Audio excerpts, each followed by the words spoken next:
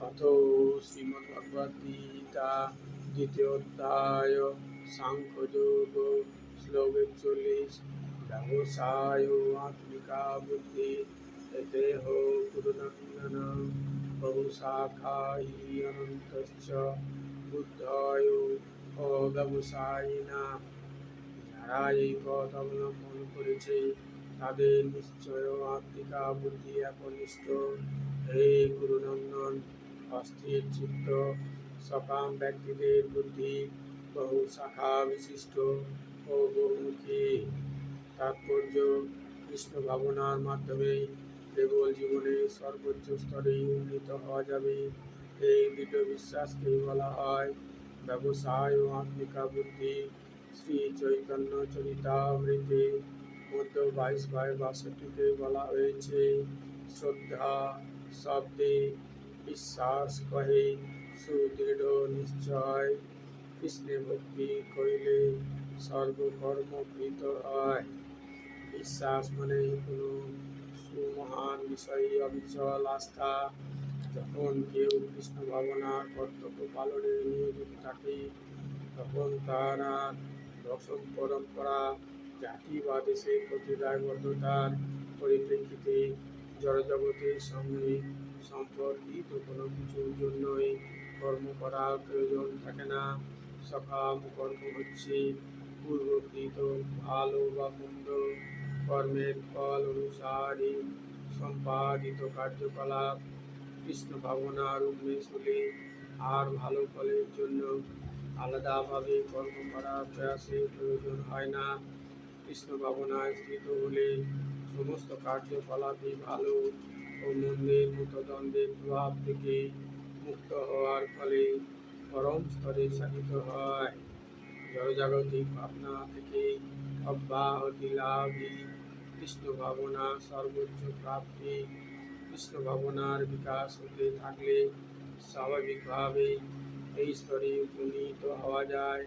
কৃষ্ণ ভাবনায় কোনো ব্যক্তির নিশ্চয় ও আত্মিকা কৃষ্ণ ভক্তির ভিত্তি হচ্ছে জ্ঞান। বাসুদেব সর্বমিতি স মহাত্মা সুদুর্লভ। একজন কৃষ্ণ ভাবনাময় ব্যক্তি দুর্লভ মহাত্মা, যিনি জানেন বাসুদেব বা শ্রীকৃষ্ণই সমস্ত কারণের মূল।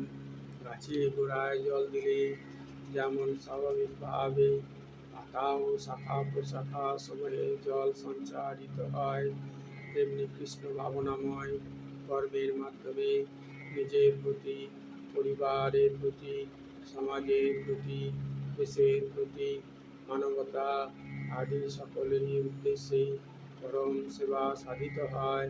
ভগবান শ্রীকৃষ্ণ যদি কারো সেবায় সন্তুষ্ট হন, তাহলে সকলেই সন্তুষ্ট হবেন।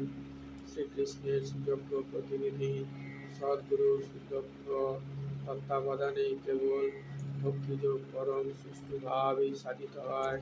তিনি তাঁর শিষ্যের মনোভাব বুঝতে পারেন এবং সেই অনুযায়ী তিনি তাকে ভগবানের সেবায় নিয়োজিত করেন। তাই কৃষ্ণ ভাবনায় উন্নতি সাধন করতে হলে দৃঢ়তার সঙ্গে অনুশীলন করতে হবে এবং ভগবানের প্রতিনিধি গুরুদেবের নির্দেশকে ধার্য করে এবং তার আদেশকে জীবনের একমাত্র কর্তব্য বলে মনে করে তা পালন করতে হবে। শ্রীল বিশ্বনাথ চক্রবর্তী ঠাকুর শ্রী গুরুবৈষ্ণবকে বলেছেন, যস্য প্রসাদাৎ ভক্ত ভগবৎ প্রসাদ যস্য প্রসাদাৎ ন গতিঃ কুতোऽপি ধ্যায়নস্তু বংশতস্য যশস্ত্রী সন্ধ্যাম বন্দে গুরু শ্রীচরণারবিন্দ।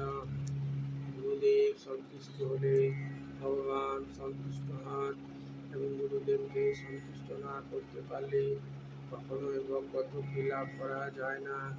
তাই ত্রিসন্ধ্যায় আমি আমার পরমারাধ্য গুরুদেবের কীর্তিসমূহ ধ্যান করি, স্তব করি এবং তার শ্রীচরণারবিন্দের বন্দনা করি। দেহাত্মবুদ্ধি পরিত্যাগপূর্বক যথার্থ আত্মতত্ত্বজ্ঞানের ভিত্তিতে সকাম কর্মে ইন্দ্রিয় তৃপ্তির সমস্ত উদ্দেশ্য পরিহার করে কেবল তত্ত্বগতভাবেই নয়, বরন্তু পূর্ণরূপে তার আচরণ করার মাধ্যমে সমগ্র প্রক্রিয়াটি সাধিত হয়। যার মন স্থির নয়, সে নানা রকম সকাম কর্মের দ্বারা বিক্ষিপ্ত হয়ে পড়ে।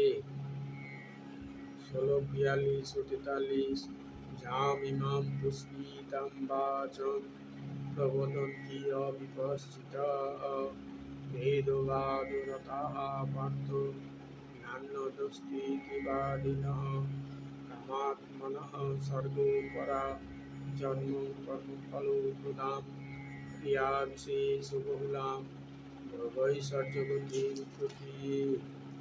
বিবেক বর্জিত মানুষেরাই বেদের পুষ্পিত বাক্যে আসক্ত হয়ে স্বর্গসুখ, উচ্চকুলে জন্ম, ক্ষমতা লাভ আদি সকাম কর্মকে জীবনের চরম উদ্দেশ্য বলে মনে করে। ইন্দ্রিয় সুখ ও ঐশ্বর্যের প্রতি আকৃষ্ট হয়ে তারা বলে যে তার ঊর্ধ্বে আর কিছু নেই। তাৎপর্য: সাধারণ মানুষ অল্প বুদ্ধি সম্পন্ন এবং তাদের অজ্ঞানতার ফলে তারা বেদের কর্মকাণ্ডে বর্ণিত সকাম কর্মের প্রতি বিশেষভাবে আকৃষ্ট হয়ে পড়ে। সুরা ও নারী উপভোগ এবং জড় ঐশ্বর্যে পূর্ণ স্বর্গলোকে গিয়ে ইন্দ্রিয়ের চরম তৃপ্তি সাধন করার ঊর্ধ্বে তারা আর কিছুই চায় না। বেদে স্বর্গলোকে যাবার জন্য নানা রকম যজ্ঞের বিধান দেওয়া আছে, যার মধ্যে যথেষ্ট যজ্ঞ বিশেষভাবে উল্লেখযোগ্য। বাস্তবিকই যে মানুষ স্বর্গলোকে যেতে চায়, তার এই সমস্ত যজ্ঞগুলি সম্পাদন করা অবশ্য কর্তব্য। তাই অল্প বুদ্ধি সম্পন্ন মানুষেরা মনে করে এটি বৈদিক জ্ঞানের চরম উদ্দেশ্য। এই প্রকার অনভিজ্ঞ মানুষদের পক্ষে একাগ্র চিত্তে কৃষ্ণ ভাবনামৃতের অনুশীলন করা সুকঠিন। মূর্খ যেমন বিষবৃক্ষের ফল দেখে লালায়িত হয়, তেমনি তত্ত্বজ্ঞান বিবর্জিত মানুষেরা স্বর্গলোকের এই ধরনের ঐশ্বর্যের দ্বারা প্রলোভিত হয়ে তা ভোগ করবার বাসনায় লালায়িত হয়। বেদের কর্মকাণ্ড উল্লেখ আছে অপাম সমমৃতা অভূম, এছাড়াও আরও উল্লেখ আছে অক্ষযম অবৈ চাতুর্মাস্য যাজিনঃ সুকৃতম ভবতি। অর্থাৎ চাতুর্মাস্য ব্রত পালন করলে মানুষ স্বর্গলোকে গিয়ে সোমরস পান করে অমরত্ব লাভ করে এবং চিরকালের জন্য সুখী হতে পারে। এমনকি এই পৃথিবীতেও বহু লোক আছে যারা সোমরস পান করে বলবান ও সুস্বাস্থ্যের অধিকারী হয়ে ইন্দ্রিয় সুখ উপভোগ করার জন্য নিতান্ত উৎসুক। এই জড়জগতের বন্ধন থেকে মুক্ত হওয়ার ব্যাপারে এরা বিশ্বাসী নয়, তাই তারা আড়ম্বরপূর্ণ বৈদিক যাগযজ্ঞের প্রতি বিশেষভাবে আসক্ত। এই ধরনের মানুষেরা অত্যন্ত ইন্দ্রিয় পরায়ণ এবং তাই তারা জীবনের স্বর্গলোকের অতীত আর কোনো আনন্দকে স্বীকার করে না। কথিত আছে স্বর্গের নন্দনকাননে অফুরন্ত সোমরস পান করে অপরূপ অপ্সরাদের সঙ্গ করে ইন্দ্রিয় সুখ উপভোগ করা যায়। এই প্রকার দৈহিক সুখ নিঃসন্দেহে ইন্দ্রিয় পরায়ণতা, তাই তারা এই প্রকার জাগতিক অস্থায়ী সুখের প্রতি আসক্ত হয়ে নিজেদের পার্থিব জগতের প্রভু বলে মনে করে। 16:44 ভোগৈশ্বর্য প্রসক্তানাম তয়াপহৃত চেতসাম ব্যবসায় আত্মিকা বুদ্ধিঃ সমাধৌ ন বিধীয়তে। যাদের চিত্ত জড় সুখ ও ঐশ্বর্যের প্রতি একান্তভাবে আসক্ত, সেই সমস্ত বিবেক বর্জিত বিমূঢ় ব্যক্তিরা ভগবানের ভক্তিযুক্ত সেবায় একনিষ্ঠতা লাভ করে না।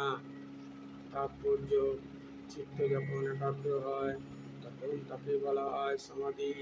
বৈদিক অভিধান নিরুক্তিতে বলা হয়েছে সম্যক ধীয়তে অস্মিন তত্ত্ব যথার্থম।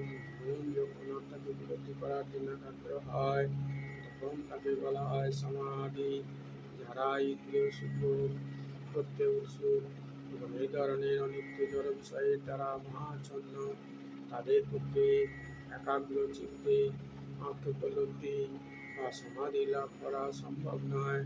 তাদের মায়ার অধীনস্থ হয়ে সর্বদাই নিপীড়িত হতে হয়। শ্লোক 45। ত্রৈগুণ্য বিষয়া বেদা নিস্ত্রৈগুণ্য ভবার্জুন নির্দ্বন্দ্ব নিত্য সত্যস্থ নির্যক্ষে মার্গবান। বেদে প্রধানত জড় প্রকৃতির তিনটি গুণের বিষয়ে আলোচনা করা হয়েছে। হে অর্জুন, তুমি সেই গুণগুলিকে অতিক্রম করে নির্গুণ স্তরে অধিষ্ঠিত হও, সমস্ত দ্বন্দ্ব থেকে মুক্ত হও এবং লাভ ও আত্মরক্ষা দুশ্চিন্তা থেকে মুক্ত হয়ে অধ্যাত্ম চেতনায় অধিষ্ঠিত হও। তাৎপর্য: জড় প্রকৃতির তিনটি গুণের ক্রিয়া ও প্রতিক্রিয়া প্রভাবে জড়জগতের সমস্ত কার্যকলাপ সাধিত হয়। সেগুলি মূলত সকাম কর্ম, যা জীবকে জড়জগতের বন্ধনে আবদ্ধ করে রাখে। বেদ সাধারণত সকাম কর্ম করার শিক্ষাদান করে, যাতে সাধারণ মানুষ জড় সূক্ষ্ম ও জড় ইন্দ্রিয়ের তৃপ্তি সাধনের স্তর থেকে ক্রমশ চিন্ময় স্তরে উন্নীত হতে পারে। ভগবান শ্রীকৃষ্ণের প্রিয় সখা ও শিষ্যরূপে অর্জুনকে এখানে উপদেশ প্রদান করা হয়েছে। বেদান্ত দর্শনের মর্ম উপলব্ধি করা প্রকৃতিতে অধিষ্ঠিত হতে এই বেদান্ত দর্শনের শুরু হয়েছে ব্রহ্ম জিজ্ঞাসা দিয়ে, অর্থাৎ পরব্রহ্মের সম্বন্ধে জিজ্ঞাসা বা অনুসন্ধান করা। জড়জগতে প্রতিটি জীবই বেঁচে থাকার জন্য কঠোর সংগ্রাম করছে। এই সমস্ত মায়াবদ্ধ জীবকে উদ্ধার করার জন্য ভগবান সৃষ্টির আদিতে বৈদিক জ্ঞান দান করেন, যাতে তারা বুঝতে পারে কীভাবে জীবনযাপন করলে তারা এই জড় বন্ধন থেকে মুক্ত হতে পারে।